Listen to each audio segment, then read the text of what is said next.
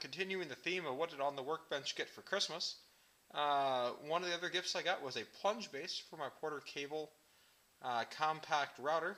The base is 4514. The router that I had was just a fixed base. So this will add the plunge base. So let's see what Porter Cable includes with this router accessory. I get the impression that this accessory is getting harder to find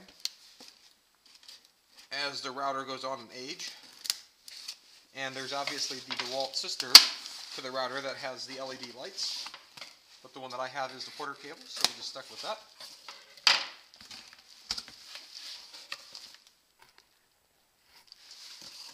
And then in the box, after we've got it cut open,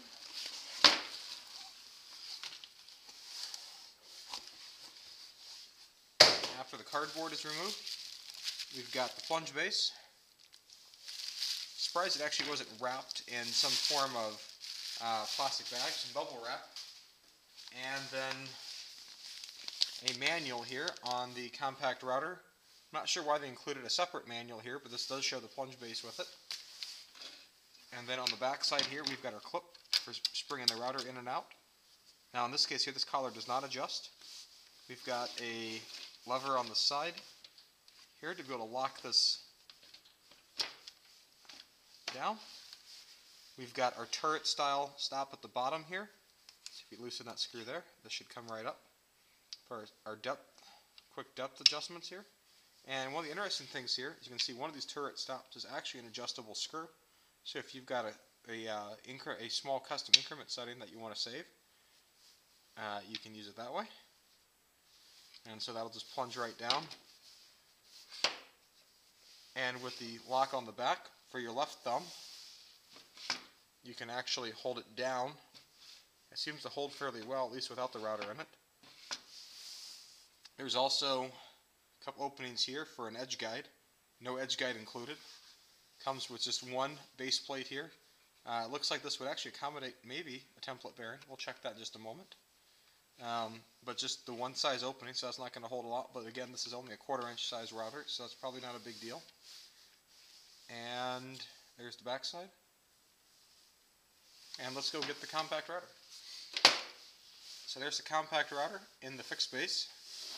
We'll pull this out of the fixed base by loosening the latch. And this will slide right out. Got the stop there. Let's see if we look in here. This just slides right down.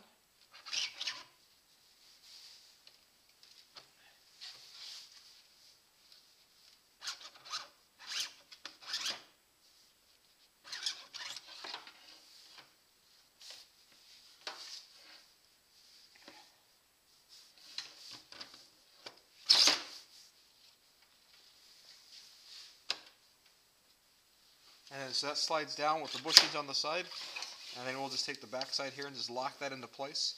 The fine adjustment knob here is obviously of no use because this is set to adjustably plunge. There are no options for triggers on the handles. The trigger is still up here, or the on-off is still up here on top.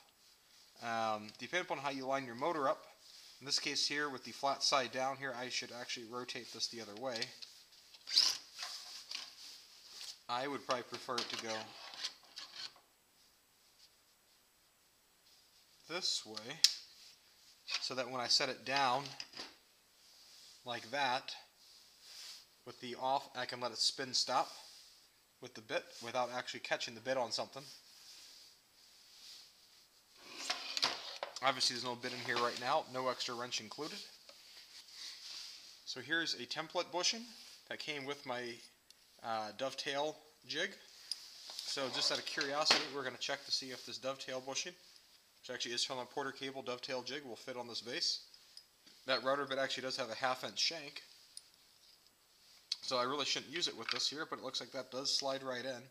So if you got some other template bushings, perhaps they will work just fine in this base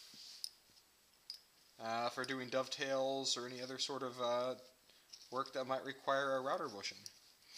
So I hope you found this useful about the Porter Cable router base for the compact router, and have a great day. Bye.